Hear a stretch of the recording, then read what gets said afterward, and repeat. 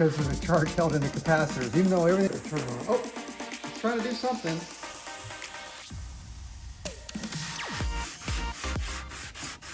Hooray!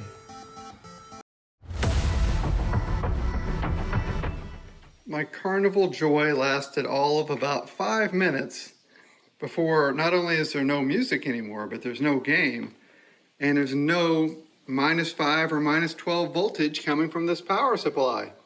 So now I get to troubleshoot that once again. For me, someone has had the exact same problem in the past, and they diagrammed out where the different voltages come from, what the different components on the board are labeled, and what they did to fix the problem. So the first thing they did was they checked for -20 volts on the DC side, or on the negative side of a big cap, which is up in here. So I've done that, and if we turn the power on and we check the lead over here way in the back, it's this side of this one, just like that. We should be around -20. It's -18, and he had -16, so we know we're good there. Then he went through a bunch of different steps because he had a ground, and something was grounded. And what I have found is that the item at the very end, this capacitor right here, this blue thing, he said was shorted in his. And it's shorted at least in circuit, so I've got to take it out of circuit and see if it's shorted out of circuit. If it is, I'll replace it. If not, it's going to be something in between before it even gets there. So we'll take this one out and we'll check it and maybe replace it. Now I've got the leg lifted up on the capacitor. I've got one of my probes on one of its legs, one of its two legs. I've got the multimeter on continuity, so it should make a sound if this is shorted out. So I'm going to bring the probe over, I'm going to touch it. Yep, so that's our short right there.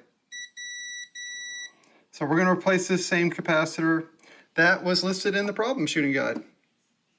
Fortunately, I have some cap kits that someone gave me that they never used, and they're kind of scattered about. Luckily, I have on here a 10 at 50. Now, the voltage can be a little higher, so instead of 10 at 25, we're going to do 10 at 50. That's fine. The 10 is what we want to match up. So I'm going to use this one to replace it.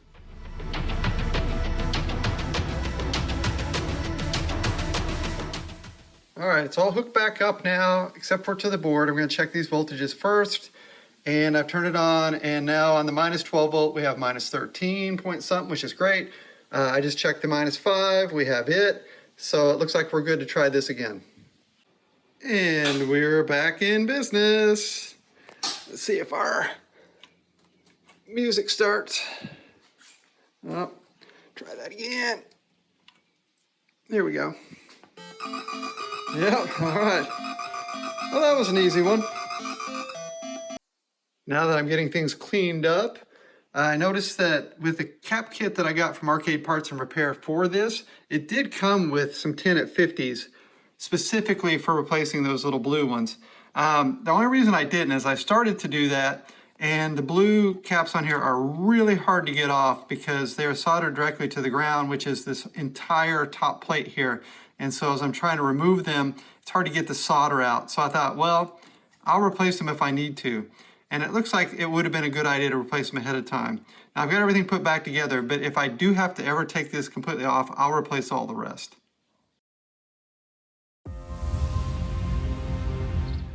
Now I've got the top of this with a nice little edge here from the Bondo. And we still have this. This is, like I said, fairly smooth, but we have some little pitting to do here. We've got pitting to do all over the place. And for that part of it, I'm gonna try this icing finishing putty. And it's kind of like Bondo. It's got the two mix there, but it sets up very quickly.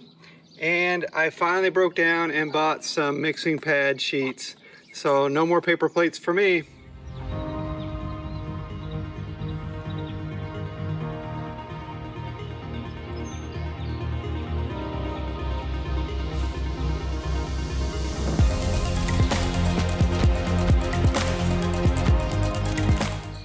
Well, that goes on really easy. It's really soft, really fluid. It's going to take quite a bit to do this whole top though. So I'll mix up a little more this time and we'll see if we can get that done.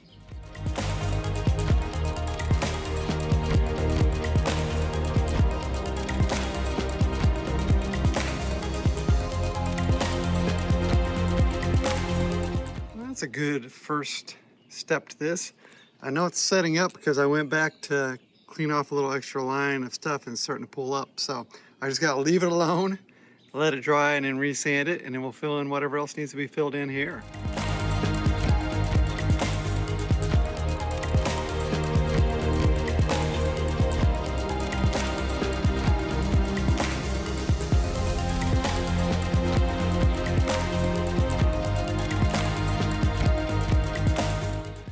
I really like that stuff. You have to be a little careful with it. It does go all over the place, but we'll sand it down.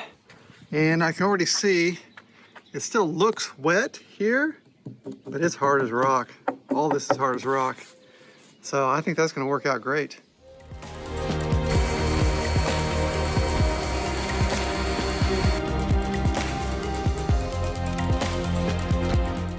Okay, I think I'm ready now to get this thing off the ground a little bit so these edges aren't hitting the floor or the concrete or whatever else I'm working on. And this game did actually come with these little plastic footies, which aren't on there all that well, obviously. Yeah, not at all. What I'm gonna do is I'm gonna replace them with these casters, and these are pretty heavy duty casters. I get them from Lowe's. They're the only kinds that I really like. And they screw down in 4 different places, so they're really, really sturdy and durable. They make ones that just screw into where you would have leg levelers, and I've gotten those before, and all it takes is one sharp turn with the game as you're moving around, and it will actually break the caster off, and then the whole thing falls over a little bit. And so I use these. What I'm gonna do is I'm gonna mark out 4 spots for the 4 holes here. I've got some 10 by 3/4 screws that are really strong. I'm gonna go a little closer to the corners. I don't want the caster to be able to go outside the machine whatsoever, but I do want it to be a little close to the structural load of the sides. The reason I use these instead of leg levelers normally is because I have all my machines on carpet. These sink down into the carpet. They're really pretty hard to move, but if I need to move a machine around to get to it, to work on it, or to rearrange games, then I can push them a little more easily. So this is what I prefer to use, to each their own.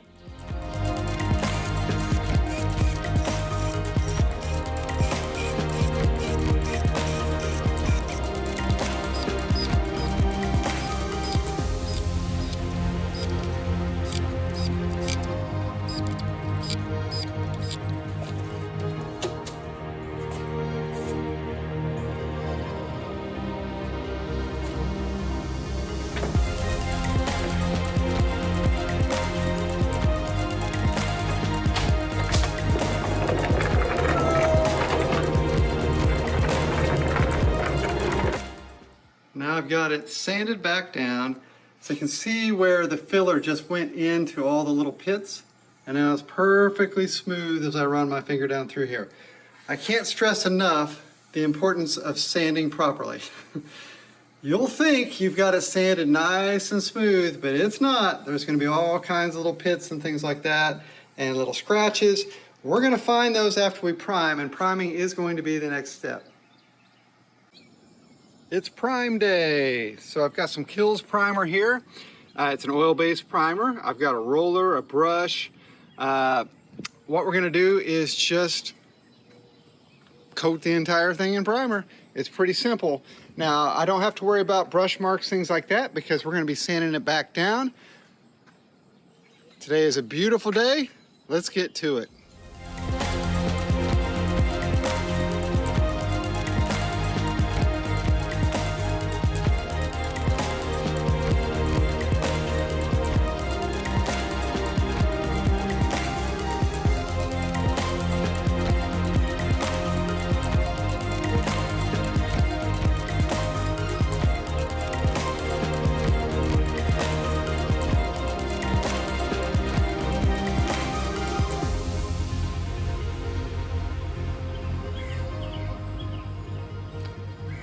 Now it's starting to look real.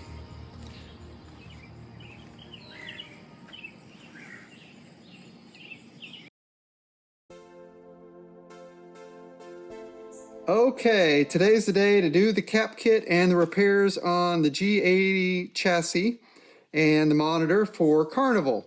Now, I've looked at it before and noticed that we've got lots of splices that we want to fix. The last person the person who sold it to me said they already replaced this pigtail fuse right here. Usually if that blows, the flyback is bad, but they didn't replace the flyback, so that makes me wonder if we're going to have more repairs to do in addition to the cap kit. And if that blows, this B plus cap will often charge up, can't flow through, and stay charged. So before I do anything else, I'm going to touch the leads on this and see if it still has any charge. And I hope not, because it will scare me to death. No. Okay, I've had it pop really loud before. So all I did was touch the plus and the minus together with something pretty thick. And one of my screwdrivers, it left a big mark. So we're safe there. So I'm going to get started with this. So I'm going to start out by taking all the electrical tape off of these splices and looking to see what they look like. I like my splices to be soldered and covered in heat shrink tubing. Same thing here, same thing down here for this. Now, I don't like this splice in this big wire going to the neck up here, but the weird thing about this is this white one, and this is probably safe, this should just directly hook into this area under the cap, and it's plenty long. So rather than re-splicing it, I'm just going to hook it directly in. You would never splice this wire though. This is carrying really high voltage, and a splice on this is just not going to last. It will arc, it will burn up, so you would never do that. This one I believe is more of a ground wire. To bring it back, I think we maybe call it the focus wire. I'll have to check that. This one's a little safer, but we'll change it up anyway.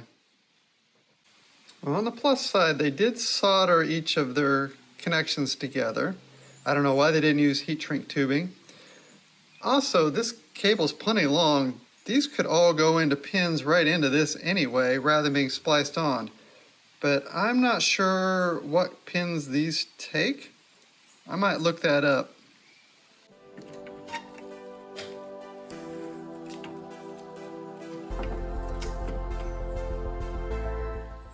Now I've taken my soldering iron and heated these up and disconnected that. Disconnected this from here. Disconnected the other part of this wire and gotten things cleaned up here so we can resolder that on. So I think we're making progress. For now, I'm going to splice this thing back together. I don't have these pins, and I don't know what else I may need to order for this. So if I do have to replace that flyback and order one, I'll just get new pins and I'll redo this connector and get a new connector because the connector broke when I was messing around with it. But for each one of these, I've cut some heat shrink tubing to the size I want. And then I've got this handy wire holder that I use from time to time. And I'm just going to hold it up. I'm going to resolder each one of these and pull the heat shrink tubing over it, and then we'll have nicer connections.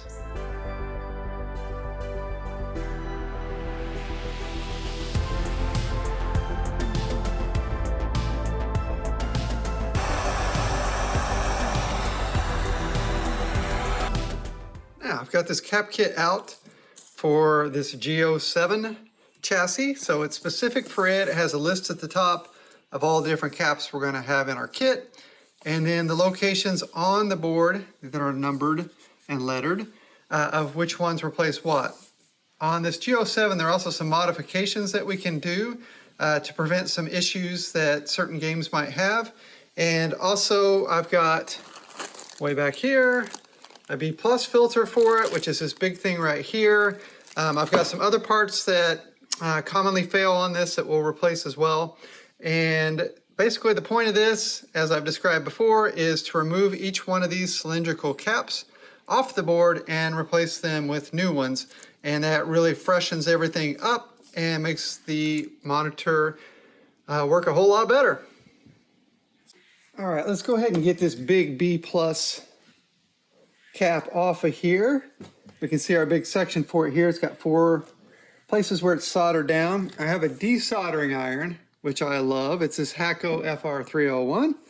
It's all warmed up. We're just going to put it over each one of these pins. I'm going to push it all the way down.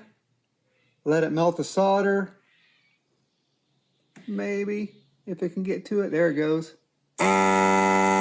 pull the trigger, suck that stuff right off of there. Same thing here. Sometimes these pins are a little bit big for this. We have to go to the side of the pin instead, but I can barely get this tip onto here.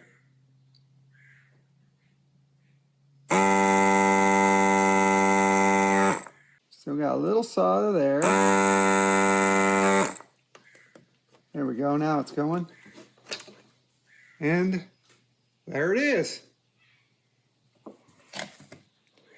Now the new one doesn't match the old one. So we'll figure that out, or we'll fix that up here in just a little bit. But I'm gonna do this at the end because I just want it off the board and out of the way for doing the rest of the cap kit. Now I've got my caps all laid out over here, and I've got a pin to mark them off one at a time. I tend to just start with the biggest ones first, do them, and then go to the rest. So if we go to this side, here we have a 25 volt 2200. We have 35 volt 2200, which is the replacement for it. So we'll get this one off. And I just look underneath and we can see that's C521. So I'm gonna take my desoldering gun and we'll go right to this C521. We'll get that.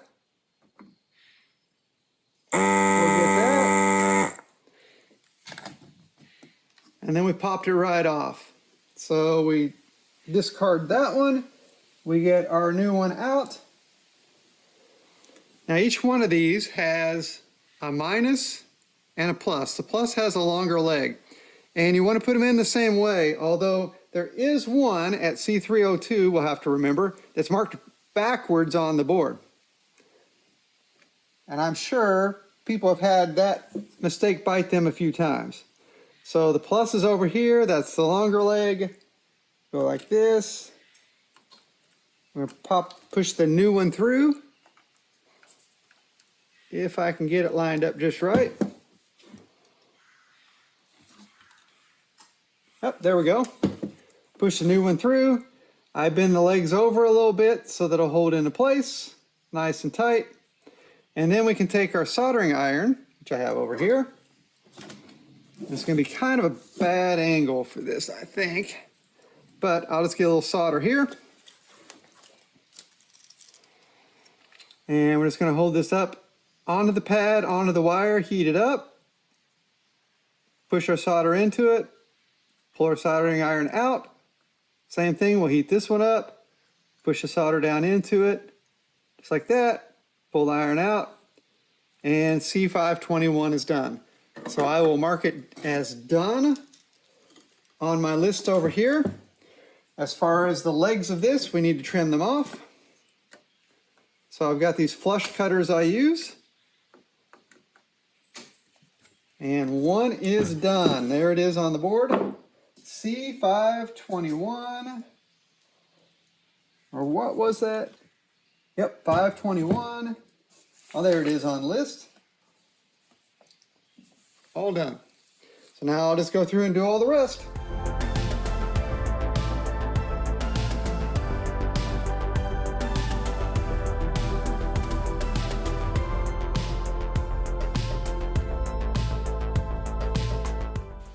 Okay, the cap kit is done. And now we're left with this B plus big cap. And you can see its leads go towards those two solder pads, not any of these outside ones. So we're going to desolder a couple, pop that in where it belongs, cover up the other holes.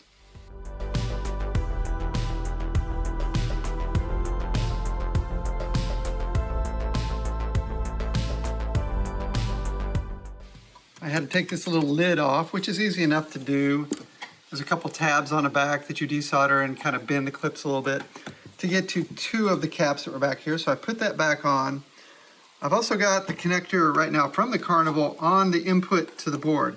And what we're going to do is we're going to reflow the headers that go to that connector, which is way down here. Because these over time tend to get brittle and a little loose. And you can have a picture that's kind of good and goes away and you wiggle the cord and it gets a little better. So to properly do this, we're going to remove all the solder from all these pins, re-solder them back on. We do that with the connector in place so the pins don't just fall out. And I also do half at a time, so I do even pins or odd pins, whichever direction you want to go. Do them, resolder them, then do the other three so that we don't desolder everything and have the entire connector fall off.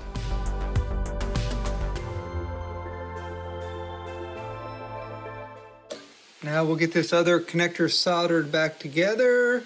Already got our sleeves on, our heat shrink tubing ready. So I'll heat this up, run a little solder across. Great, and we'll just finish up this part of it. By the way, I save cap kits for rainy days.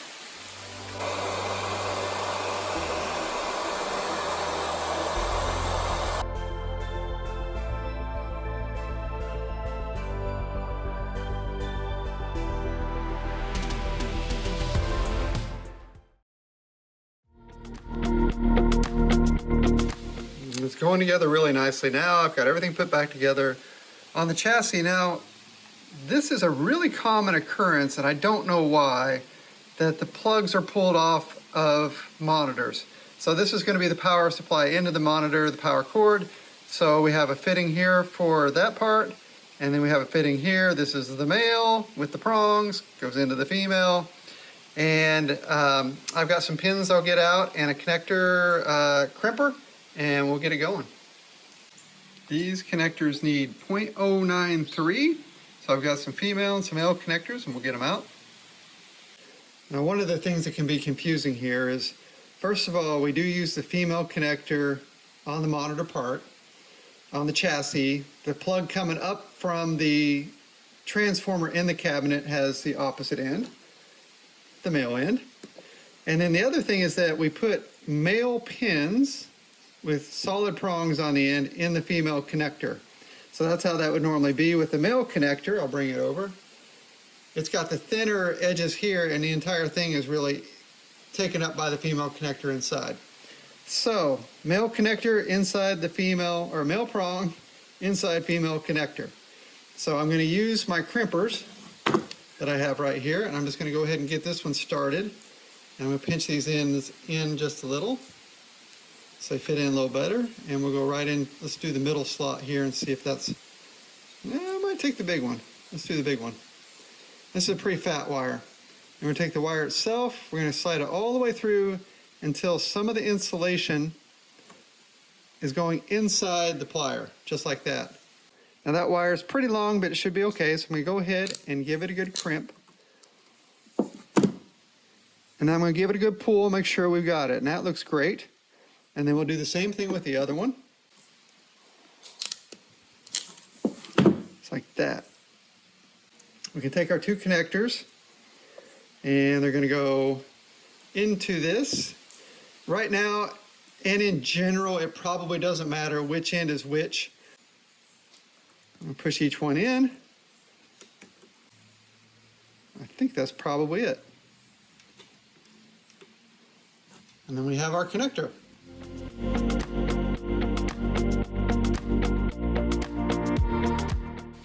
Now I can put the chassis back in the frame with the tube.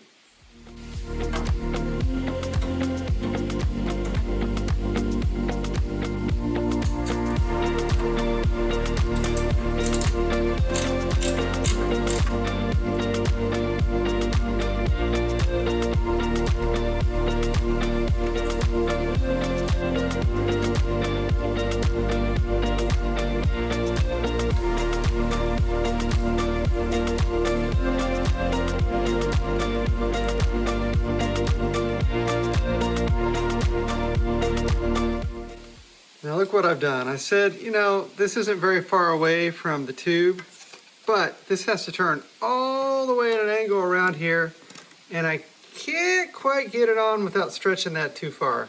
So I may have to put the extension back on that white wire again.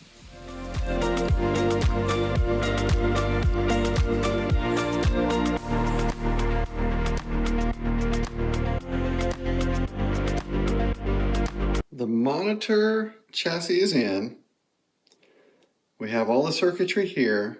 We want to power up this monitor. I've put a plug here for power, but we can't just run that directly to the power supply over here, or not really our power supply so much, but our splitter for the power. We have to put an isolation transformer in between. And if you look at most monitor chassis, there's going to be some sticker somewhere saying isolation transformer must be used. Not all monitors are that way, and modern monitors aren't that way. You can plug them directly into the wall and they're fine. The reason that we have this isolation transformer is the power comes in, the two sections of it are isolated from each other. So there's a coil over here, a coil over here, and through basically induction, the current runs off to the other side. Now, the importance of that is that you're not physically connected from here to here. So if something would short out or some high voltage in here would come across, even the 120 volt going in, it's not going to go to any of the other electronics, and it's not going to go to the ground and the frame of the cabinet. So you're not going to get electrocuted if something goes wrong here. So if you have the machine open and you want to work on some electronics, you don't have to worry about the current from this killing you over here, so to speak. So we have this isolation transformer. Now, that being said, I've got to make a cable to go from here to here, and then I've also got to tie it into here. So what I have is I have a spool of white, a spool of black, and now a gigantic spool of green and yellow ground wire, because for some reason ordering 100 feet of this was relatively inexpensive, whereas 25 or 50 feet was expensive. So I'm going to take all these, I'm going to make some cables, we're going to hook all this up so we can finally turn this on and see if this monitor works.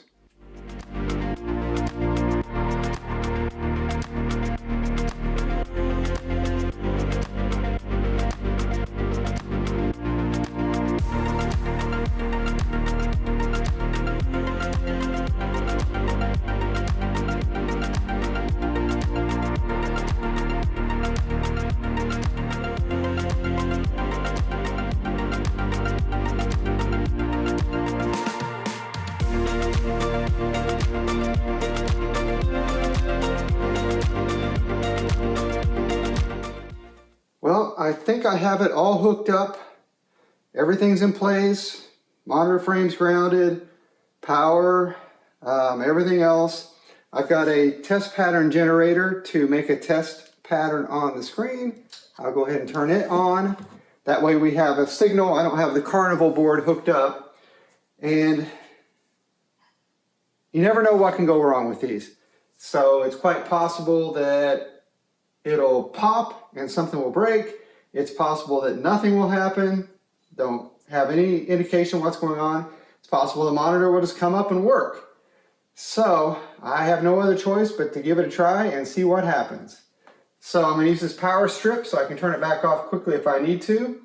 We're going to go in 3, 2, 1. Oh. I may have done this in every single video. I've got to turn it on over here too. So let me turn this off. The back door switch was still on. All right, in 3, 2, 1. Okay, I don't hear any crackle. No crackle, no signs of life from the monitor. And no picture. So we're going to have to do a little troubleshooting. All right, here's how I'm going to troubleshoot. The first thing I did was I checked continuity on both fuses inside. And both fuses are continuous, which means nothing power related happened in there to blow a fuse. Now the next thing I'm going to do is just make sure that the monitor is actually getting power. So I've got it unplugged now. I've got the power hooked into my multimeter. On AC voltage, we're going to turn it on. And we get, well over 120 volts. So we know the monitor is getting power. So we'll have to look into it a little more. Now, I've done some basic troubleshooting, kind of following a flow chart of all the parts on here, checking for common issues where you wouldn't have any power whatsoever, checking different resistors, things like that to make sure they're not shorted out or open. And everything looks fine. Now that big black B+ capacitor we changed back there, Once we do that, we were going to have to adjust the B plus settings, the voltage, and it should be about 120 volts DC. I've got a probe in where we check it. The ground is on the chassis back there. But if we turn it on, we're going to see we don't get any voltage whatsoever out of the B plus. So we have something wrong in the basic power section of this chassis.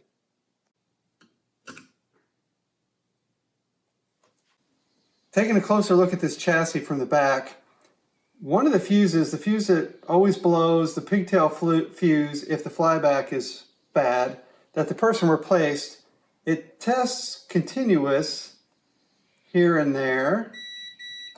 Hear that? But it's shaky. And if I go to the actual resistance on that fuse, the resistance is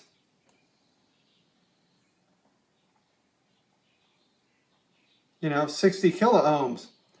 Shouldn't be any resistance, it's a fuse, so it should just be straight zero. So it's kind of, we're reading other circuitry that is giving us enough continuity for the meter to beep. But what I'm going to do is I'm going to take the fuse out by itself and just test the fuse. If the fuse is blown, then we're just going to have to replace the flyback and assume that's the next logical step. Yep, this fuse is blown. Can't see it by looking, but no continuity at all. See?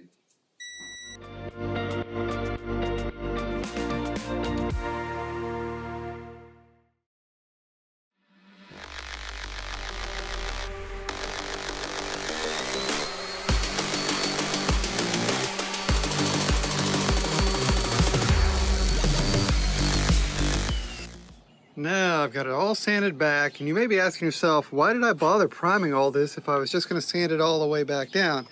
Well, I'm asking myself the same question, other than this is a very smooth surface to begin with, and probably already primed after we pop the sticker off, and some of it's stuck a little bit here and there, but what it does is it gives us a great view of where all the imperfections are on the wood. So I'm just going to take a pencil and I'm going to go around and mark all these, and then I can use the filler to go back in all those little spots. And we'll do the same thing on the inside and the other side. And while we're busy skim coating the remaining imperfections there, we'll go ahead and give these pieces a coat. We got two parts for the back doors, and then the part that hangs down in the front that holds the speaker.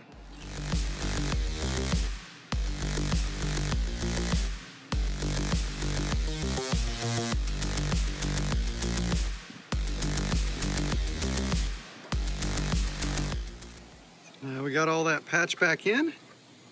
I'll let it dry and we'll sand it back down.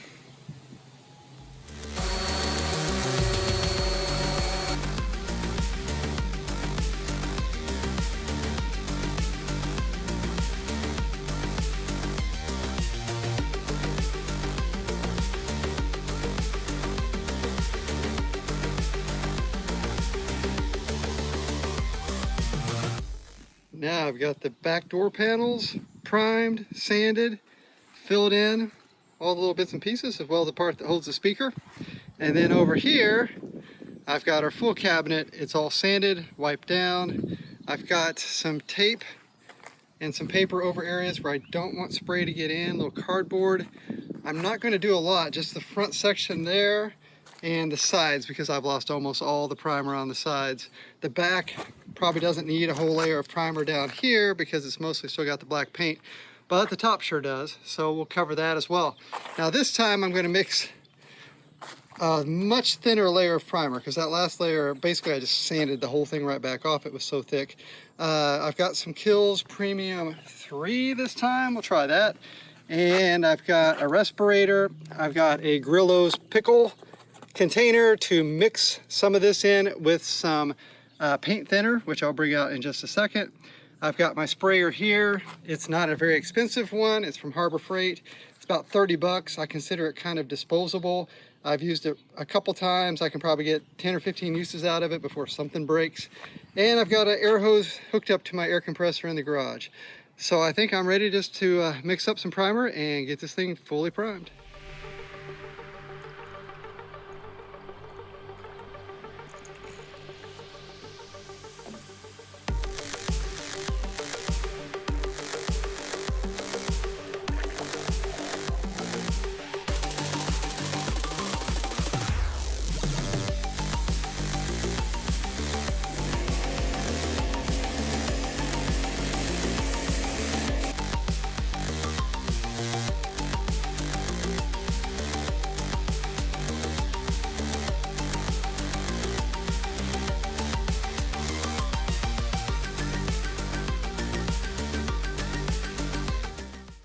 I just wanted a very light coating of this, but there were a couple spots, it's a whole line right there where I got a little too much on that I'll have to sand back a bit.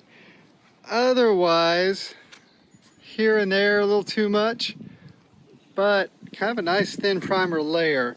So what we can do with this is sand it back down nice and smooth, not all the way back to the wood, just so it's a smooth layer, and then we can start doing some finish paint. Don't forget to thoroughly clean out your paint sprayer afterwards, or else it won't work next time. All right, for Carnival, we're going to use Rust-Oleum semi-gloss white oil-based paint. It's supposed to be a great match. Now we have a really solid layer of primer on here, and it's not all that thick, but I'm going to go ahead and sand it back down really smooth this time, and hopefully we'll be in the right shape for a final coat. Now I've smoothed it all the way to 1500 grit, and it is really slick, like a kitchen counter slick. So we are ready for the regular paint. Here we have our paint, we have our thinner to thin it down a little bit. We've got something to mix it in, we've got our spray gun. I think we're about ready to go.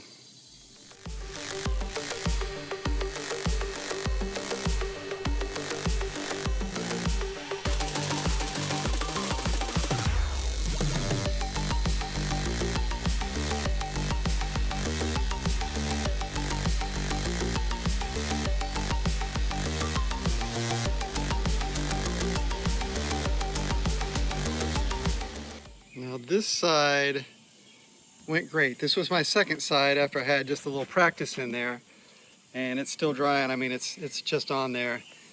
That one was really good. The front, also looking really good. I'm happy with that for a first coat. This side though, I laid it on a little too thick. So you see where we have some drip marks and drip lines. What you want to do is not try to attack that until it's completely dry, and then we'll sand those high spots back down before the next coat.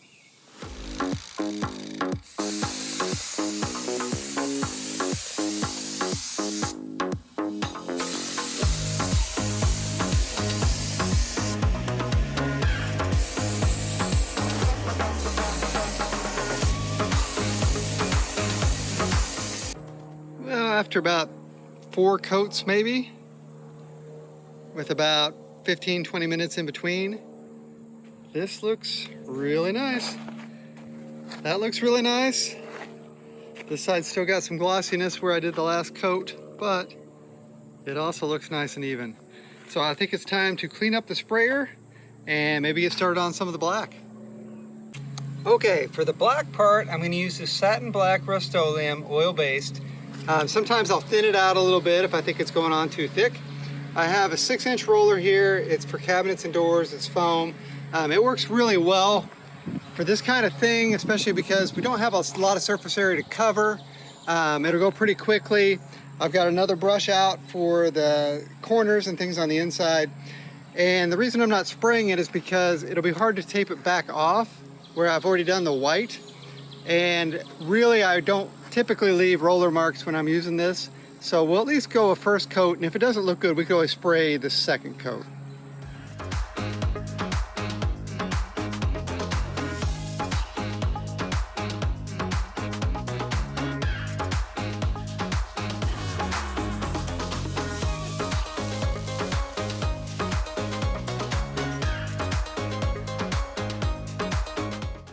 Alright, so those back pieces and top speaker holder are painted and drying on their second coat. This is all painted other than the inside lip here. And right here, I'm waiting for this to completely dry before I put any painter's tape on it to do the rest of that. I've got the bottom base painted down there. It looks good. Coming over here, this side looks good. Back looks good. So I think it's about time to roll the cabinet back into the garage.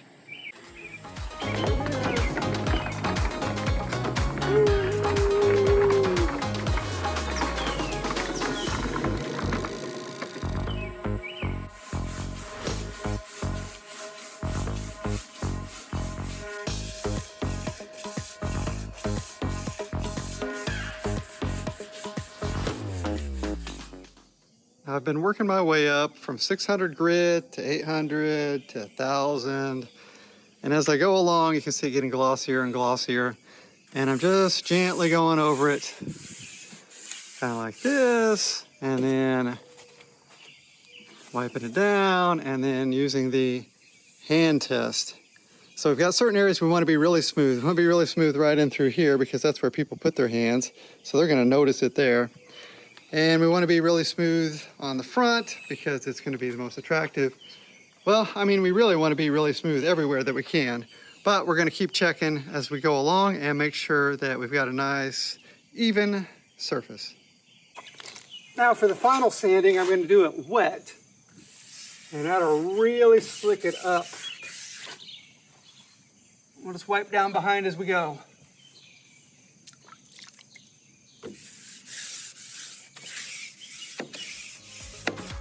Now we have a really slick finish. It feels like laminate. It does feel like laminate. Maybe we should have just used laminate. Would have been easier. Might have been.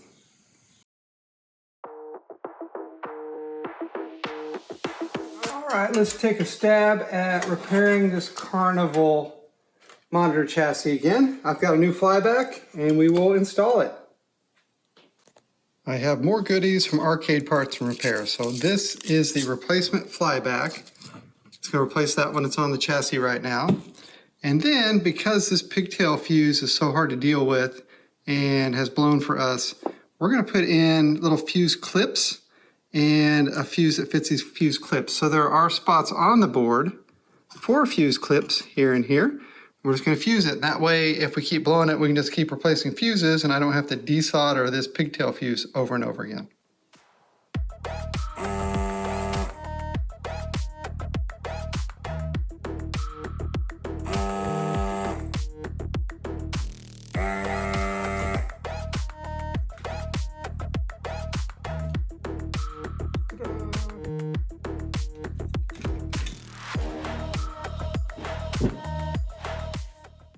Now, one of the hardest problems for me with a new flyback is getting all the pins on the bottom of this to line up with all these holes. So these are usually bent a little bit this way, that way, and you can't really see what you're doing once you have it down in place. So what I usually do is I take a piece of paper, I slide it down in here over the top, and I'm going to punch a hole everywhere that there's a hole here.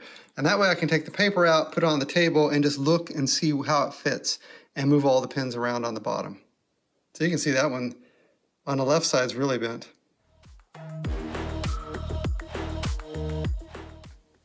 Now all the pins line up with my little holes in this paper. So let's see if we can get it to go through the chassis.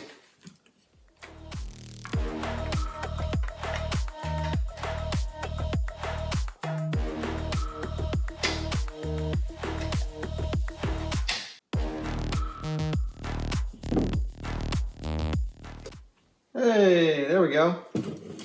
So now we got everything through. Now we can solder this thing down.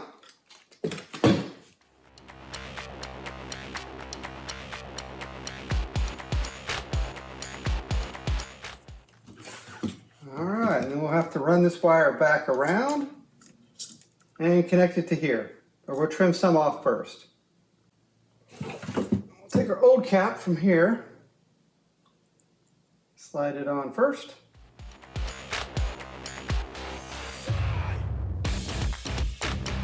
Cap right back on.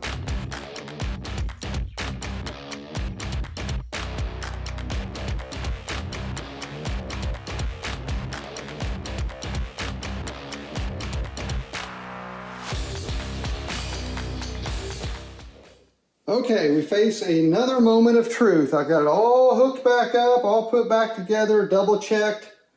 Everything's good. I've got my multimeter on. We can just go ahead and check the B+ voltage this time right off the bat. I've got the test pattern generator on to give it a signal that we can check. And now I'm going to turn it on, and please let's hear that high-pitched whine. 3, 2, 1. No high-pitched whine. No voltage. Now what? Is it turned on? Oh, How many times am I going to do that? Okay. 3, 2, 1. No, it was already turned on. Dang it. Oh, I know what. Ha. I've got to plug in the power cord. Let's do this again. So here we go in 3, 2, 1. Oh, I hear it. Crackle. 124. We're supposed to be at 120, so that's not bad. I'm going to come over here and see if anything's warming up or coming up. It might take it a minute. I'm not seeing a picture yet, but we'll give it a few seconds here. Oh, something's coming up. It's hard for me to tell. So we do have something. So let's bring the camera around.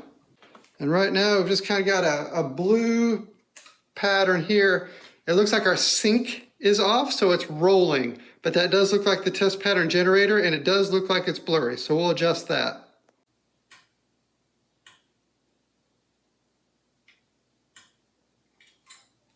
Okay, there's the hold. Here's focus. Just like that. Okay, we got hold and we got a focus. Our picture's a little off. It's definitely to the left side. I can see where it says double dragon now on the screen. I did not know that was a double dragon. All right, so we've got some settings we can change here. I can move a jumper to move the picture to the top a little higher here, or to the right. We'll do that next, and we'll work on the B+ voltage. Now I have all these plastic tools. This one's got a metal tip on it, but that's okay. To use while the monitor's on, so we don't accidentally hit anything else. And then way down in here is the adjustment for the B+. So I'm trying not to touch anything else in the monitor and just get to that little thing. I'm going to turn it. Now it's going down. See that? 122, 119.2. Let's bring it back just a bit.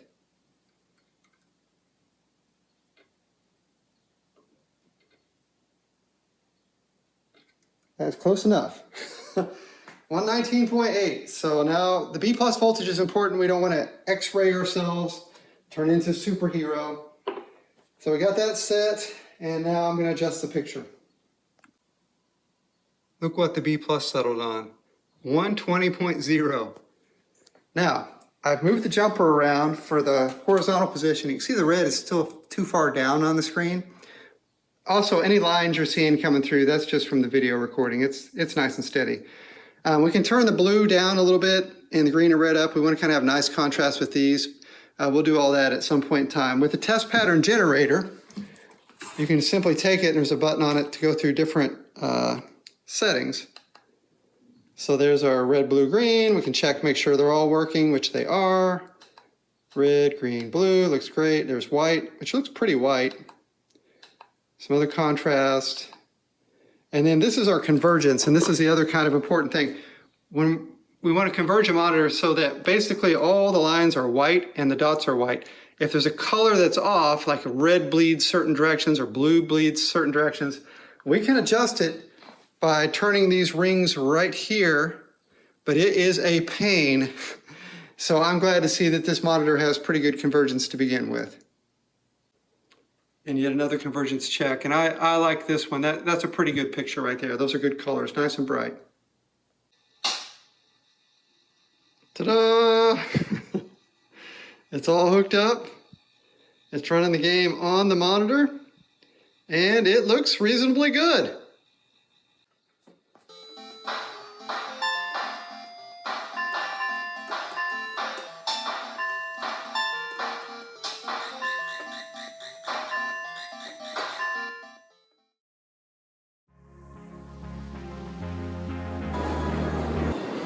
Here we are at Lowe's. We're gonna buy a light for behind the marquee. We've got lots of options, but what we really want is an 18-inch LED bar. So there's a Utilitech, ooh, $43. No, that's not gonna happen. So I'm gonna keep checking these and find something that will be reasonable. This is the one I usually get. This Utilitech has always worked really well for me, so I'll probably pick it up today. Now we have a rainy day outside, but we can do a little painting here in the garage. So I've got these back panels and the speaker shelf sanded back down really smooth. It's really just a gloss issue, so I'm going to run a very light coat of the black over that. I've got the front taped off so that we can get our black down in the creases here on each side. And then on top, as I come around, we've got it really slicked down and smoothed down too, and we got a few spots where we've gone through into the primer. So I'm going to put a very, very thin coat over that. And by thin coat, it means I'm going to take some paint thinner and the black and thin it down and put it on like that. Here, we have a couple spots here, and there's a little bit here and here where I've sanded down through the white just a little bit. So I'm going to mix up some really thin white and just run a little bit up into those areas and try to patch that in as well.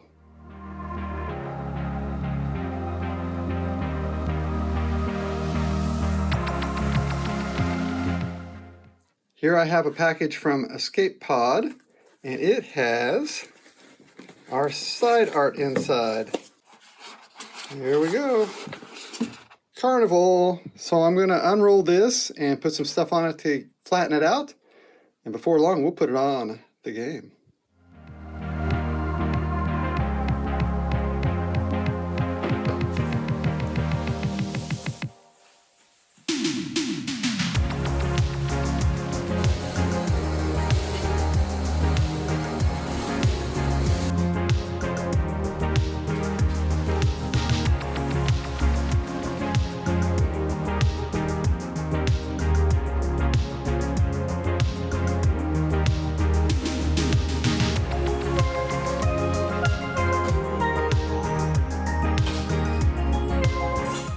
So we've got a little bit of a problem. The frame itself is a little too wide to go into this opening. So now I gotta figure out what to do with that.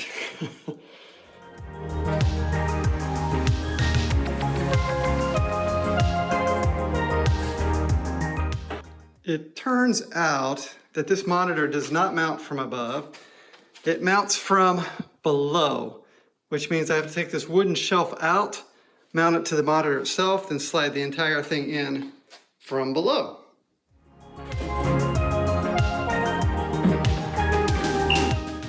So I've made some blankets, or set some blankets down here, and I've got the monitor on top of that, and then I'll pull the board up to it and bolt it on.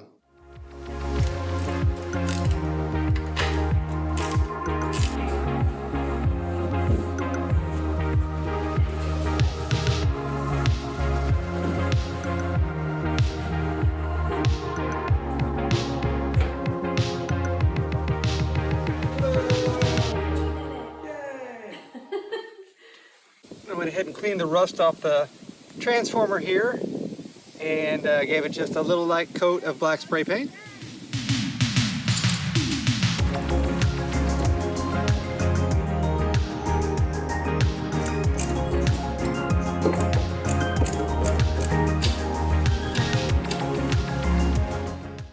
Before we put this top shelf back in, I'm going to go ahead and add the light.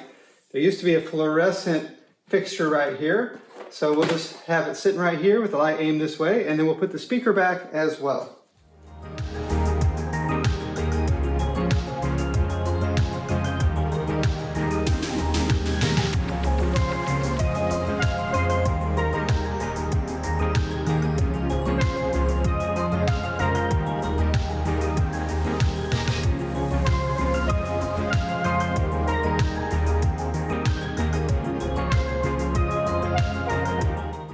Now we need to make a connector for our power to our light.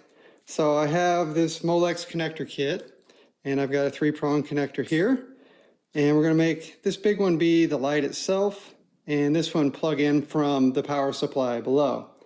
So if we're going to use this to be the plug itself, we will need to take some Molex. These are 093, because these are 093 inch. I've got some pins here, some females, some males, and I'm going to make myself a little adapter.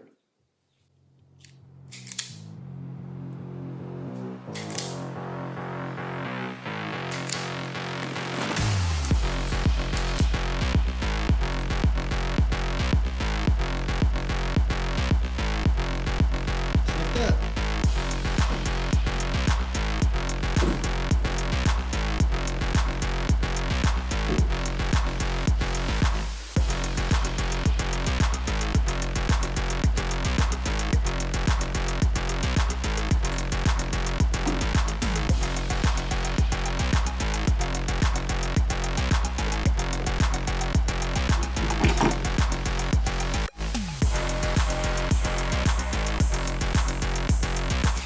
I've run into a bit of a problem here because this power supply is supposed to slide in to some wooden rails that are over here. And there's no more wooden rails, and there's no other good way for me to just screw it on here. There are no holes. So I'm going to have to get some wood and make some rails for this. Well, while I'm figuring that one out, I'm going to go ahead and run my cords up to the light up top for the marquee and see if I can get that to work. So I've just got to crimp some ends on and put a connector on it as well. So I've already put on the end of my plug here. Kind of like that.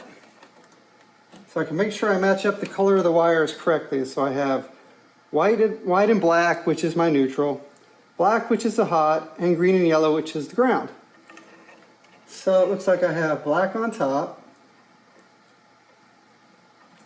Slide that up in there. White in the middle. And ground on the bottom.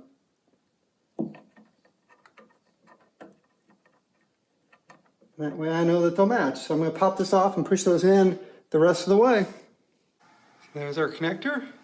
And then we've got it all hooked into a zip tie that's on a staple up there. That's the original way they did it. Along with a speaker wire to give a little strain relief. And then I have everything running down right now just into here. But we'll cut those wires and we'll hook them in to the little power supply box there.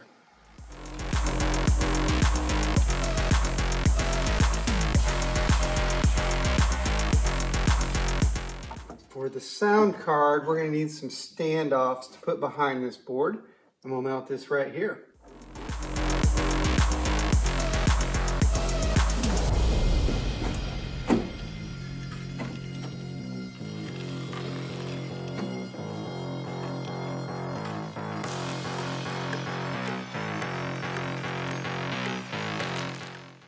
I think I have it all put back together. Some things are kind of just laying in there temporarily until I get the right mounting parts.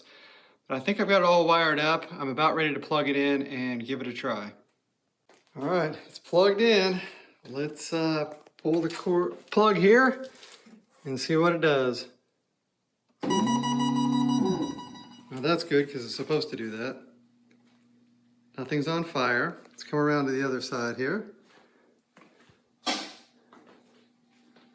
We don't have any light in the marquee. I can hear the game. I don't see it yet. Sometimes it takes a while to, oh, there it comes. For the monitor to warm up. And we've got a lot of light coming in here, so it's going to look really pale here for just a bit. So I'm going to figure out what's going on with this light. Here's what's going on with the light. I never turned it on, so there's our light. Let's come around and see. Hey, now it's all lit up. That looks really cool. Now I do see a problem here, and that problem is that that speaker is right in front of the light that I installed. So either I need to move the light up a little bit, or I need to just mount it upside down across the top, which seems to be the smartest, probably easiest way of doing it. So I'll get it switched around. All right, so now it's mounted up top. I'll put the speaker shelf back in. And that looks much better. No more shadow from the speaker, nice and even.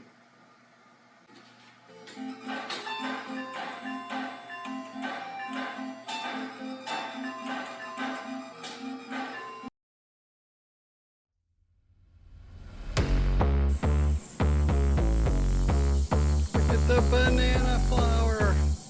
It's coming.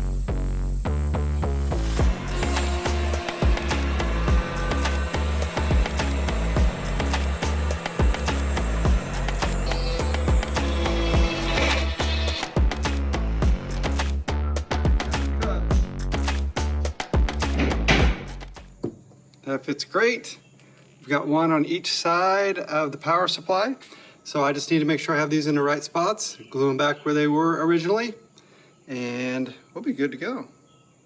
So I've got my nail gun with some brads in it that are long enough to get through both the bracket, the support, the wood support, and the cabinet without going through the side of the cabinet.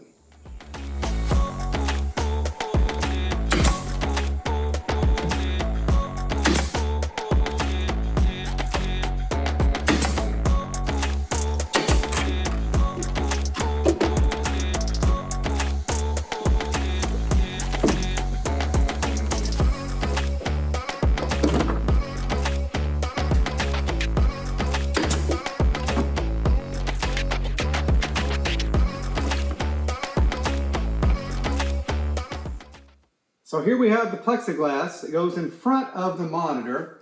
And as you can see, it's got scratches, it's dirty, it's got some paint specks of some sort on it.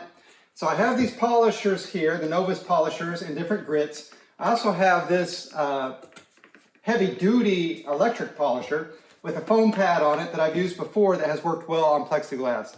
So I'm going to see what I can do with it.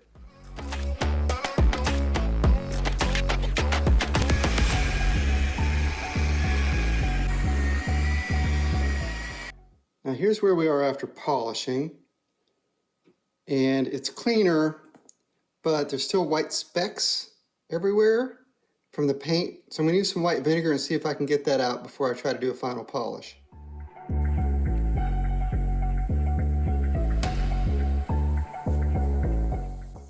So here's the lesson. The lesson is all these little dots are not really paint. It's where I was spraying earlier trying to get the decals off the side, and it just etched little dots into this. So no matter how much I polish, there's always going to be these little tiny holes in here. So I have no choice but to get a new piece of plexiglass.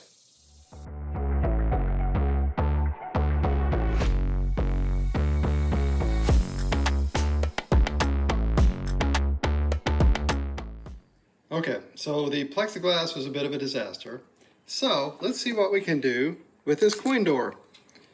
It's not in terrible shape. It definitely needs to be cleaned up. It's got some rust, of course, like a lot of this.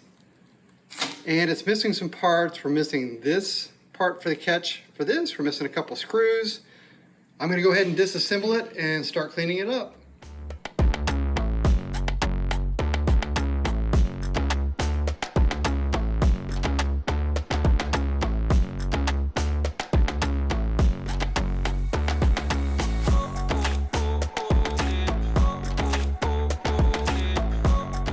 Now it's looking a little better. Still rusty, of course. We haven't done anything with that, but I've got it cleaned up, and I've got all the little parts sitting right here. I'm going to use some Vapo Rust. I'm going to let them soak, and that will just basically dissolve off all the rust. This stuff, if you haven't used it before, is amazing. You can use it again and again. You can just keep putting it back in the gallon container if you want. It's non-toxic. You can get on your hands. You can dump it down the drain. It won't hurt anything, but it absolutely will just dissolve away all this rust. And we'll let it soak probably overnight. Here's another little detail about these doors. I don't know what these two holes here were for, or these two here. On the inside, as I was polishing them up, they were really rough. Looked like someone had just drilled through and left the excess. So I don't think they're supposed to be there. I'm going to double check before I do this, but the way I'm going to fix this is I'm going to put some tape on the inside to give us something to back against, here and here and here and here. Then I've got some JB Weld. This stuff's great with metal. You can just mix up a little bit on a pad and drizzle it in here, and it will just seal up the space. And then when we paint over it, we'll probably not even be able to see it.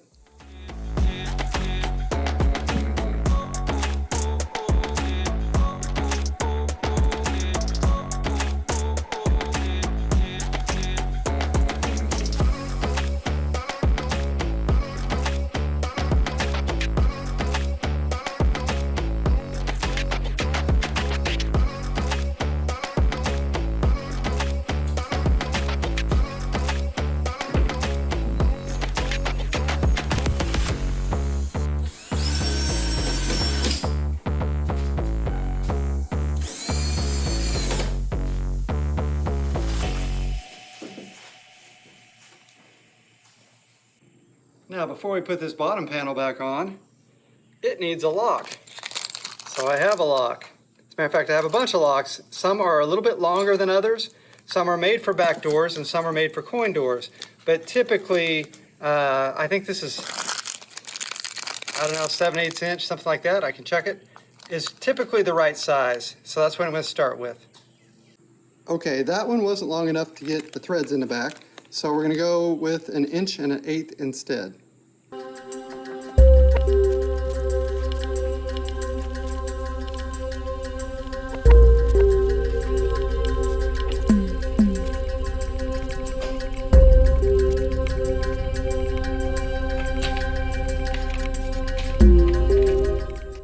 Now, one thing to keep in mind is that these locks even for back doors, will come with a little latch like this.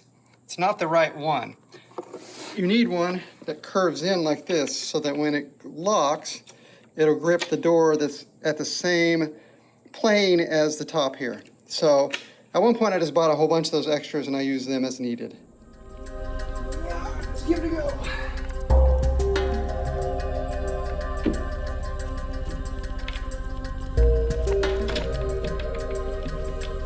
Perfect. Well, here we are. It's come a long way. This top is super smooth now, other than one little spot right here where the screw that I came up with from below to hold that fluorescent light or the LED light on was a little too long, and I felt it pinching up there and I stopped, but it still left a little mark. I may be able to knock that down and buff it out. The rest of the back door looks great. And you know how I am with back doors. I love them. Now I've ordered enough T-molding to cover all of this and probably 2 more projects. But I have a little strip here of what we're going to use. It's smooth. They make smooth and they make textured. Typically it's 3/4 inch because it's going to match the width of this. And this one is smooth, so I'm going to cut some pieces at least for these 2 parts right here, just to make it look a little nicer.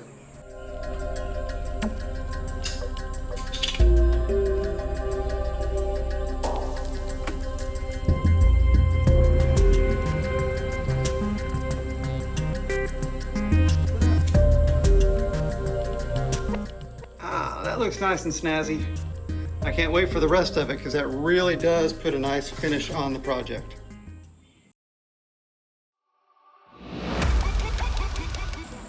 Now I've got the coin door all sanded down, all the rust out, everything's clean. So we're going to use 2 different paints. On the front of this, we're going to use something called hammered black, which gives it a little bit of a wavy texture.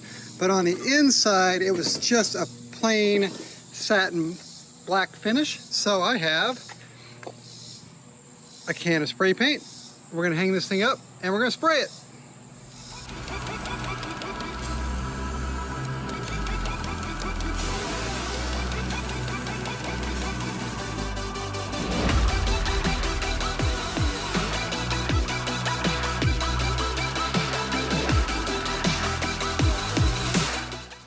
So here we have our screws and little bits in the vapor rust. You can see the actual rust floating around in the vapor rust. We can filter that back down and pour it back in the container, but there's not much here. I'll probably just dump this amount and I'll get these things rinsed off and we'll see how they look. Now that looks pretty good.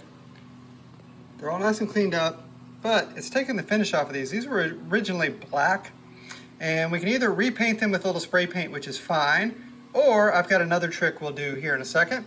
And then some of these other screws need just a little polishing to be perfect, but we also have to polish off these too. So we'll get to polishing and we'll do some of our tricks. Now I'm going to do a little polishing, and what I like to use for polishing little metal parts are these abrasive wheels I got them from Amazon, but they're all different colors. They go through all the different grits. So we just start with the green. We'll touch up where we have the rust on these front plates and kind of get everything slicked up. And also on the heads of these where we want them to be really nice and smooth, we'll do the same thing. So we'll get that done.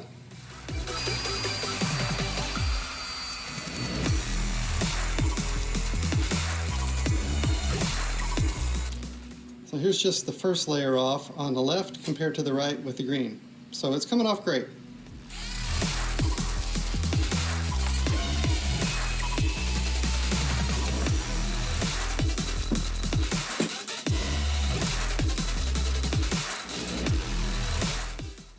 All right, we got those nice and shiny, and we've got those soaking in some WD-40. So time to work on these bolts. Now what I have here is some black oxide solution. You can buy it in a concentrate bottle, and I've got it somewhere buried in these shelves up here. I mixed some with water, and it's probably gonna last me the rest of my life, I'll be honest, and I have a ton left in the concentrate. So what I'm gonna do is pour some of this in this container here. We're gonna grab these bolts, drop them in. They sit in there 5 minutes apparently. I like to make myself reminders like that. And then we pop them back out and see how they look. And in they go. Okay, it's been about 5 minutes. Not that that has to be exact, but I'm gonna pop one out. And now we have a nice, almost brand new looking black coated bolt. And they all look the same way, so I'll get these out of the black oxide solution.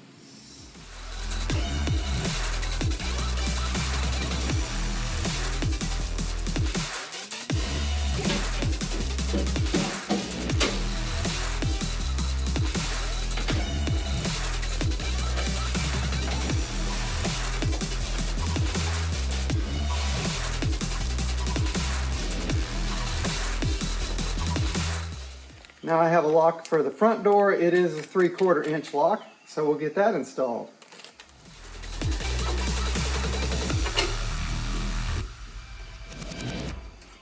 Now you can tighten this with either a 15/16 inch socket or adjustable wrench, or both.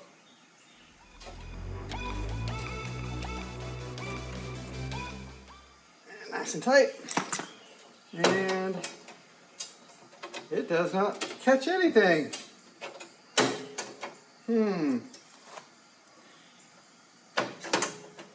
It's not long enough, so I'm gonna have to find a longer cam right there. All right, the easy solution was to use the one that was in here originally, which is just a little bit longer. And now when we shut it, we're locked. Now we need to put these back in.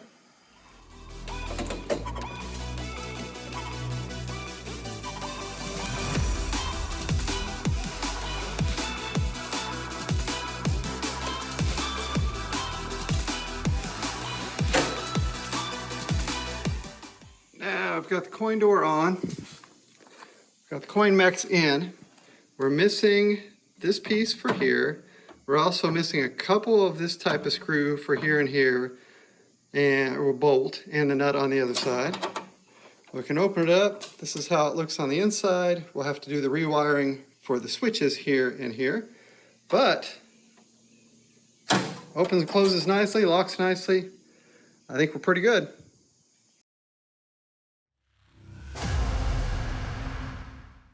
Here I have 100 feet of black T-molding, 3/4 inch. And we're gonna start with this side. I've got it set on my dolly back there. We'll get to it. I'm gonna start right here. This one goes all the way around and down and to the back and stops in the middle. So this section right here does not have any T-molding. So start with this. I'm gonna lay it down in the groove. First of all, the end wasn't cut flat, so square. So I've got some big cutters I like to use for the long cuts, kind of like that. Then we can get it started right here, and it should mainly just push into the groove, but we may have to hammer it down in there a little bit, especially where the groove is a little bit clogged. So where the groove is clogged, we can take a screwdriver. We can kind of push it back through and give ourselves our channel back. Kind of like that. So let's grab this T-molding again. We'll try again. So I'm just going to set it on here. And I have a little rubber mallet I can use. Get it down in there. All right, so we got it started. That looks good. Now we're going to go around a corner here.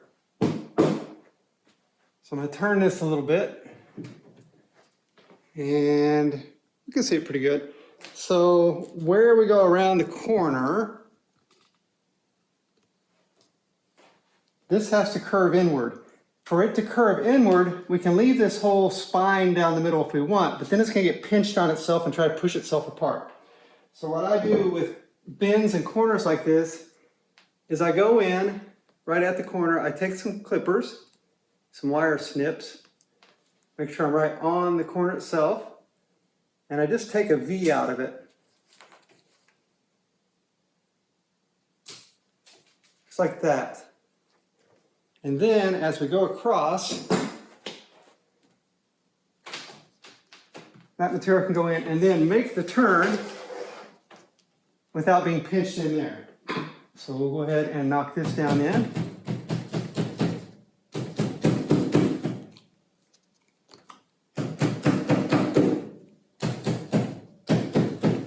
Just like that. Now we can follow this the rest of the way up.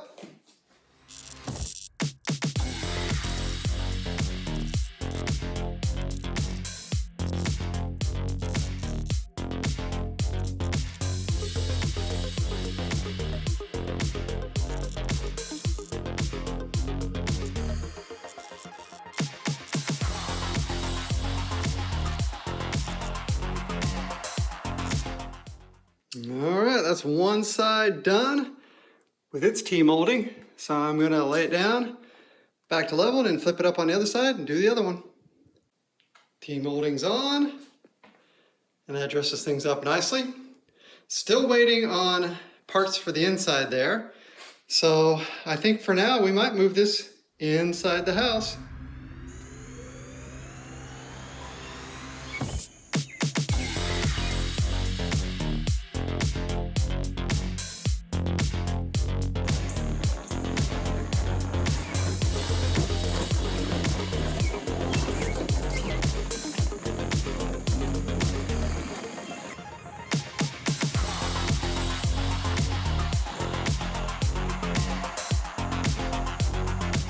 All right, it's inside, along with some other projects I've got going right now. Finishing up those Game Boy cabinets, and this is what we call our sunroom arcade. It's all the racing games, so it's not the main arcade that you might have seen in other videos. We'll see if this one's worthy for the arcade, the main arcade, in the end. Well, here's what these are going to look like. Unfortunately, that one's already got a blister in it from where it was printed. See that? And that's the kind of thing that will drive me nuts. So I gotta figure out if I want to use it or get another. The other piece of side art also has a line running right up through it all the way across. So given that and the dot on the other one in the middle there, I think I may go ahead and have them remake these.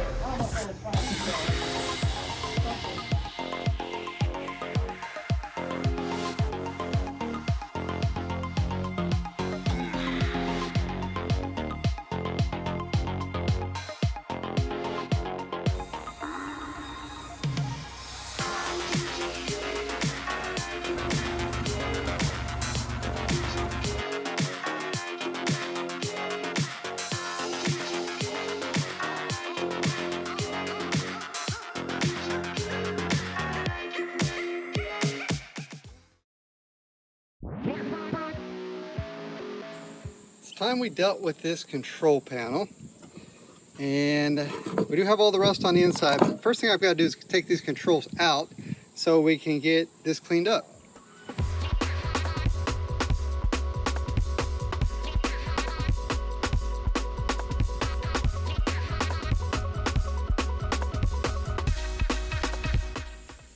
Now we can scrape this old control panel overlay off using a blade.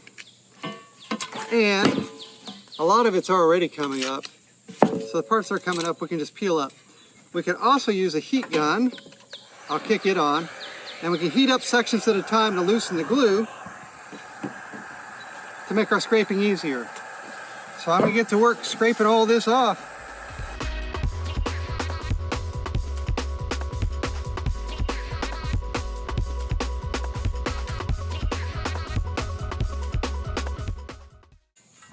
All right, there we have it. A little rusty, Got some stuff stuck to it, but we're going to clean all the adhesive off next anyway. We have lots of options as far as this rust goes, but I'm going to start with some rust dissolver, and I'm going to see how capable it is of handling that rust.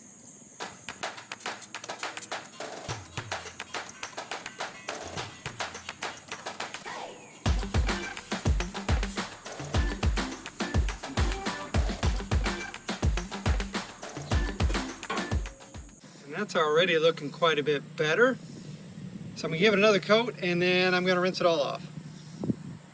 Well, I'm going to admit I'm extremely impressed by this. So I do have another coat of it on right now. I took my scraper and just kind of scraped a little layer of the rust off, got it a little smoother. We're going to eventually sand it down anyway. So I sprayed some on the front, but that has really cleared off most of the rust quite easily.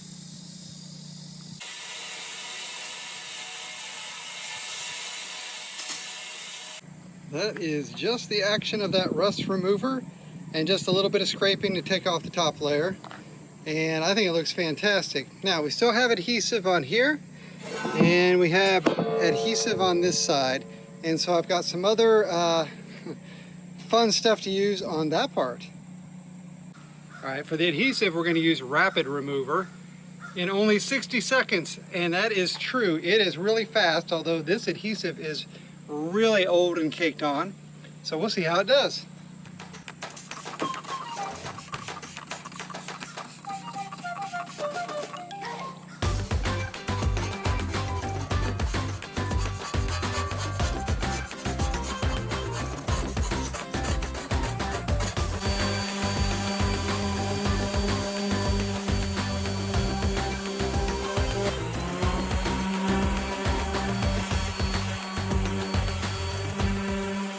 Here's our control panel, all sanded, as shiny as it needs to be.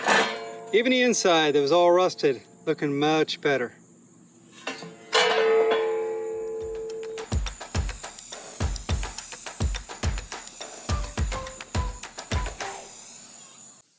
All right, we finally got our art from Sabos for Carnival. And see what's inside. Oh boy, packing peanuts. Alright. Alright, so that's very cool. And then we also have our control panel overlay in here. Alright. It is control panel overlay time here for Carnival. I've got some tools out, got a couple little squeegee things that I can use to press.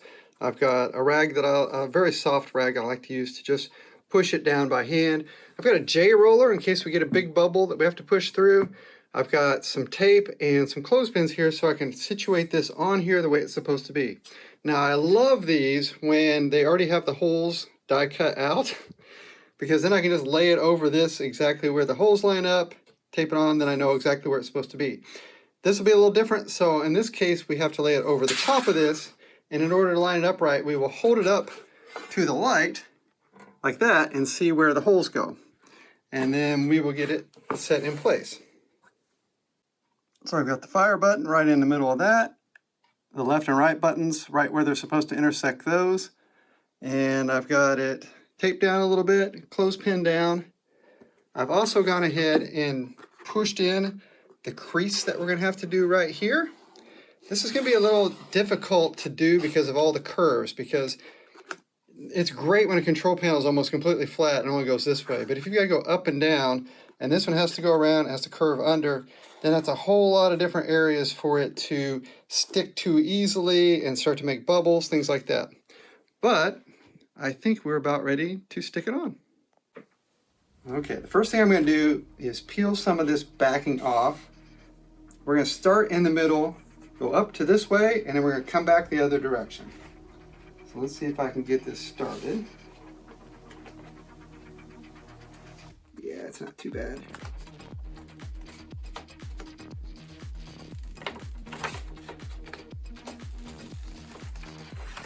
Kind of like this. I'm going to cut this section off.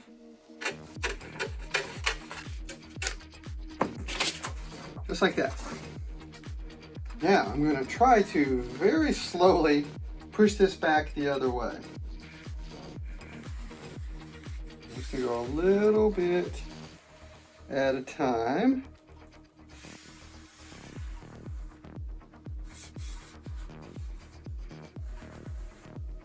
Stop every so often, look for air bubbles. I don't see any. We're getting really close to the groove down here. And that will be a tricky spot, so we got to get it all the way down in that groove first. Just like that. We'll start working our way up the back.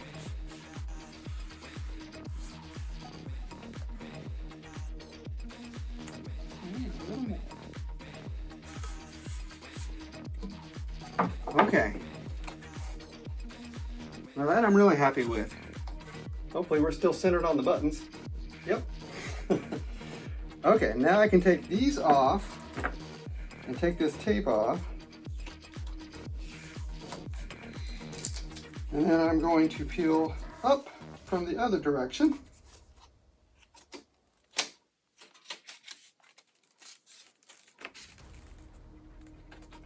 And start working my way back the other direction.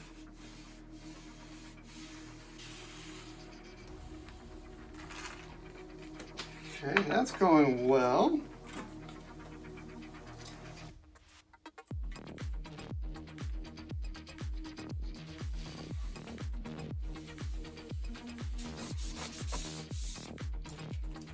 Awesome. All right, so it is on bubble free. That's a nice control panel overlay, nice quality. Now we can cut out the holes that we have for the buttons. So I have an X-Acto knife and I can feel the impression of the hole. I'm just going to go to the middle of the hole, punch it through like that, work my way to the side.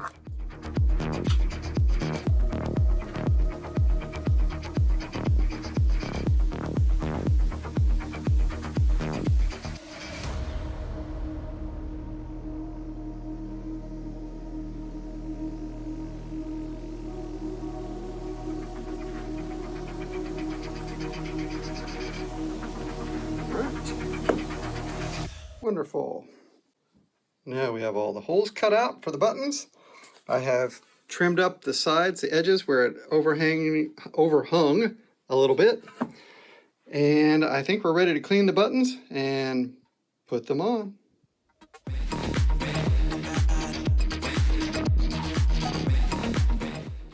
Then we'll use a little Nova scratch remover and polisher. Get these things shiny.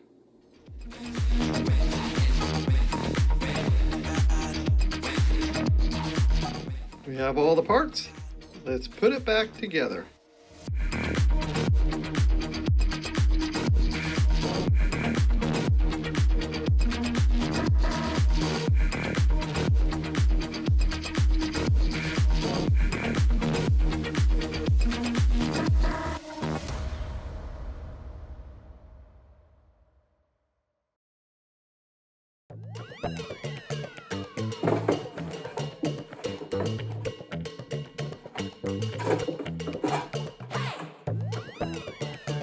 That makes a big difference.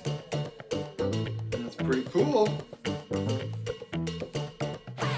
What I mean when I see, what I see, what I feel, when I dream, when I be, I'm a freak, what up? All right, I got these parts from another arcade collector. I need this for the volume switch to hook on into our machine, and I needed one of these and a couple of these screws, and I also needed this coin bucket. So we'll have to get these things polished up and painted and ready to go. What up? Everybody look at me when I'm free, when I feel, what I see, when I do it, I'm a freak, what up? What up? Say what we got and talk the spot, give up the drop, see what we got, do what? All right, so now what we're gonna do, go ahead and let go. We're gonna peel off a little bit of this Scotch Art for 3M film, and then we're gonna start with the top and then work our way back down. So the hardest part for me is usually finding the edge of this, but since this is a two-piece sticker, it won't be too hard. So peel this down. You can help me on this a little, just to keep it peeled.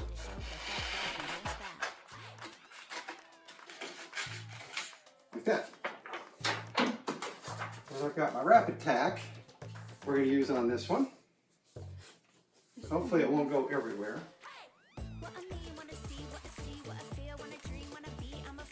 Get a little bit on here, like this, and here. We don't want any debris back there. Okay. And then we're going to run this up. Can you keep hanging on to that? From the bottom up. And you can use a squeegee for this, a little plastic tool. But I like to just go back and forth with a rag.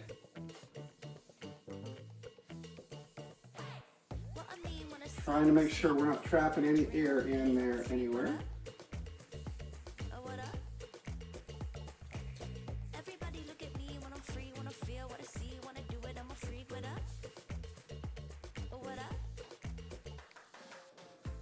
Okay, I'll take this tape off.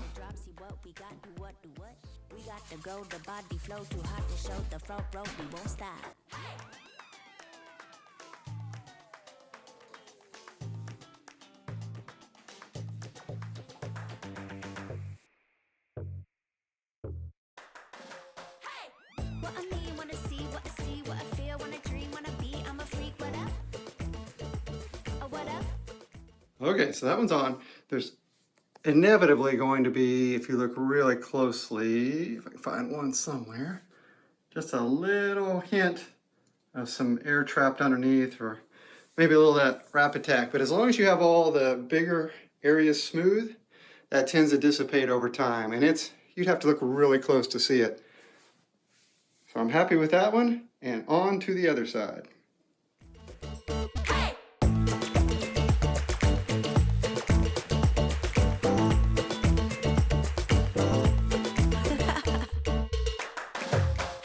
This side came out even better.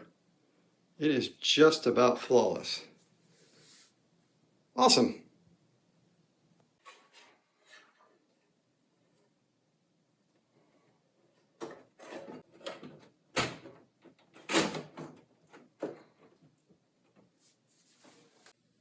Okay, I have not tried to turn this on since I brought it inside. So I'm going to pull the switch and see if this thing comes up. In 3, 2, 1. Well, the game's on the screen. It's coming up. We just don't have any audio yet. Okay, now it's working. The harness for this was caught in the player one start, so that's what was keeping the buttons from working. And the sound wasn't working because my cord that I ran up to the speakers is just a little bit too short, just an inch maybe. So I had to pull it back down, which is pinching the top of the machine. So I'm going to have a longer audio cable. All right, so there's our new piece of plexiglass.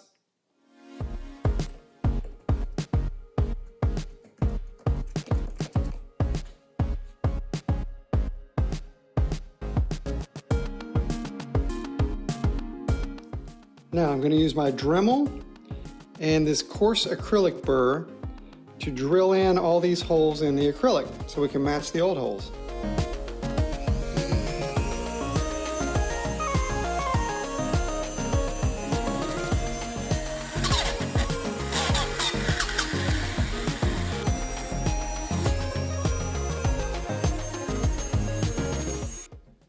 So I've got this mounted temporarily here just to make sure that all the bolts will go all the way in and that it fits in the right spots before I peel the protective backing off, just in case I needed to make any of the holes a little bit wider to accommodate. But it looks good. You can see what a nice job that did cutting out these holes. It's an ideal tool for that.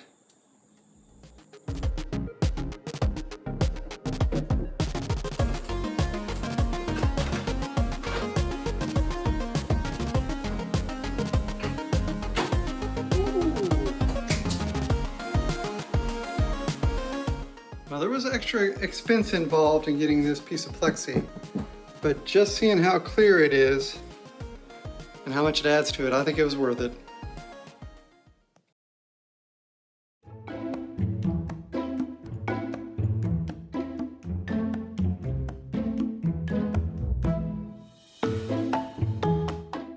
Let's go ahead and hook these coin mechanisms back up. And what I have is I have that JAMA harness that was in here originally, and these are the wires that ran to the coin door. So in order to make a new harness to fit our old board down there, I'm just going to cut these wires off the JAMA harness. So we'll just take them and we'll get as much wire as we can out of each one.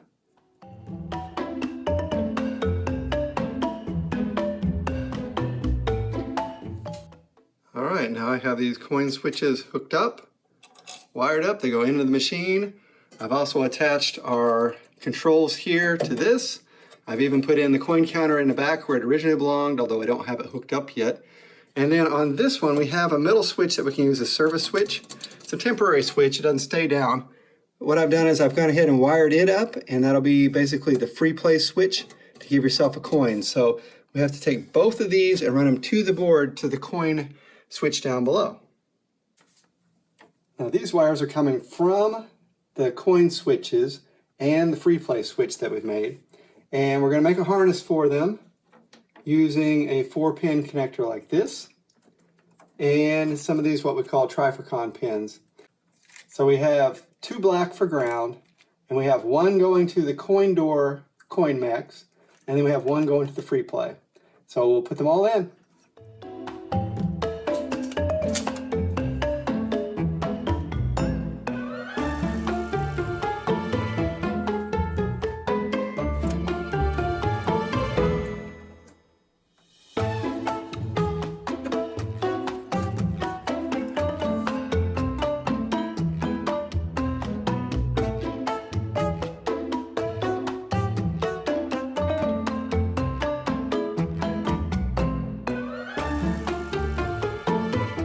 Alright, now the way the coin door works and the coin mechanisms, according to the schematics, is that we have 3 different wires coming out for coin door. We have one is the ground in the middle that's running to a photo calculator and to this free play switch, and then we have one running to one part of the photo calculator, the other to another, that kind of work around this free play switch as well. Now I've never seen a game with photo calculators before, and I can't find photo calculators for this game, so most people need to bypass them. When we bypass them, what we're going to do is we're going to make a switch for the coin mechs that will directly trigger one of these coin door pins. And we'll do one for the free play as well. Okay, I looked it up, and I'm not the first person that's been confused by how to do this. So to bypass the coin calculators that we don't have, it's not a simple matter of it just pushing the button and making a connection. It actually has to lose connection from the other side and regain it from this side. So it always wants to have one pathway closed. So when it switches one direction, this pathway is closed. When a coin goes through, it goes this way real quick and it comes back. And I can replicate that by taking a screwdriver blade and just quickly going back and forth. And if I time it just right, then I get the coin credit. So I have to wire this differently to the switches in order to make it work. Now I've got it rigged up like in the drawing with these different connectors, and if I push the switch, I can hear myself getting coins. So I know that's the wiring for one switch, as in this example, but I'm not sure how you'd run it across 2 electrically. I'll have to think about that. I have it temporarily rigged up to 1 coin switch just to test. You can see we have credits 4. And if I come down here now, it's adding credits each time. It also resets the game a little bit, which is kind of strange. Yeah, there's the special wiring I had to do. So 3 wires have to go to 1 switch, which is highly unusual. So I can't do both switches. Right now, I can't think of an electrical pattern where both switches can control turning current on and off at the same time. So I've asked for some help there, but it may just be that we'll have 1 working coin slot if we do it this way. And we'll normally have the game on free play anyway, or more than likely, but I do like to be able to put quarters in. All right, let's see if it works. I've got my quarter. Ding! 1 credit. Start game. Hooray! So one more little detail. I have this online score kit that I got from highscoresaves.com. It's going to plug in here, and I've bought this Vonet's Wi-Fi bridge. So that way we don't have to plug this cabinet into an actual Ethernet connection, and we can just use this Wi-Fi. So I'm going to try to rig this thing up.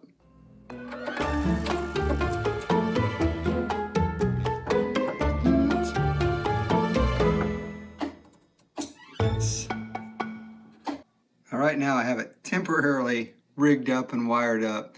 It looks like it's doing something though. So I guess I'm going to have to play some games and see if it shows up on my personalized Carnival page.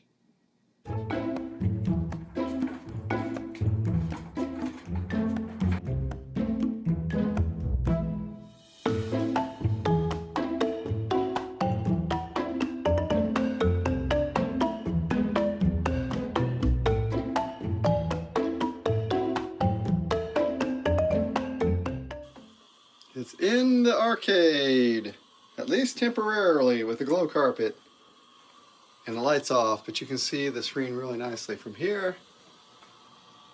Looking good.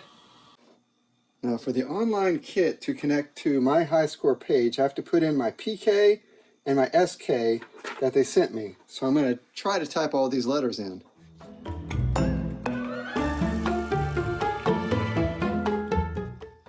All right, my number's in and it's saved. I don't know how often this dials in basically using old terms and updates things, but I'm going to check on the computer here in a minute and see if the high scores from here show up on my computer. Look at that. This is the website for me, Todd's Video Games. Just put up my personal high score on this, 15,530. And I've done nothing else. I'm upstairs and it has automatically uploaded it. So the kit is working. And High Score Saves also maintains the global leaderboard. And look, there's the last score on their site that I posted. And if we go over here, that's the 8th highest score they've ever recorded on that game. Now, some of those scores seem outrageously high, that 25,000, 43.62. But I've only played it a dozen times or so, and I'm already in the top 10.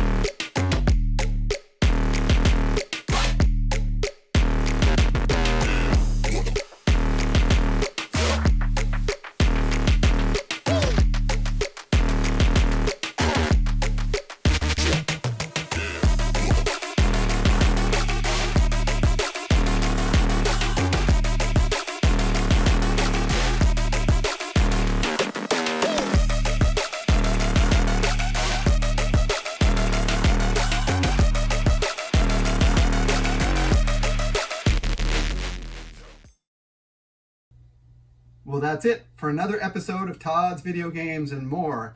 Sega Carnival, it's done, and she's a beauty. I hope you enjoyed watching the entire journey, and I hope maybe it inspires you to maybe pick up an old arcade game and see if you can get it running.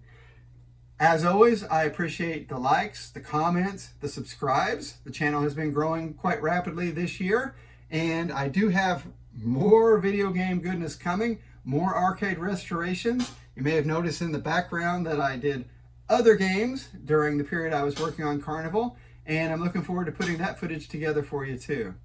I'm going to sit back, I'm going to try to set some high scores on this Sega Carnival, and until next time, keep on gaming.